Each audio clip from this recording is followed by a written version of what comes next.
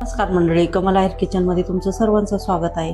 आज आपण जी रवा इडली बनवलेली आहे बटाट्याचं बॅटर टाकून, पण ती मी फ्राय करून घेतलेली आहे। मसाला इडली बनवली।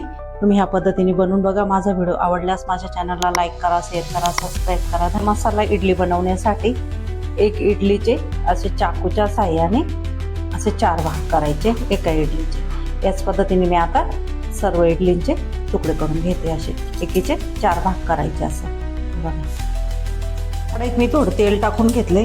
त्याच्यामध्ये आपल्याला टाकून घ्यायची थोडीशी मोहरी, त्याच्यात कढीपत्ता, त्याच्यात इडली टाकून घ्यायची।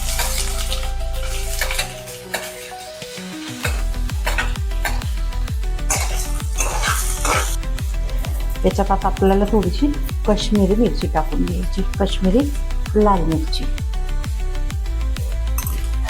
आपली इथे ही मसाला इडली तयार झाली। त्याच्यामध्ये फक्त थोडं तेल, थोडी अर्धा चमच एवढी मोहरी, कढीपत्ता, थोडी काश्मीरी लाल मिरची। आपली मसाला इडली इथे तयार झाली। तुम्ही अशा पद्धतीने फ्राय करून खाऊन बघा एक वेळेस। माझी रेसिपी आवडल्यास माझ्या चॅनलला लाईक करा, शेअर करा, सबस्क्राईब करा। धन्यवाद।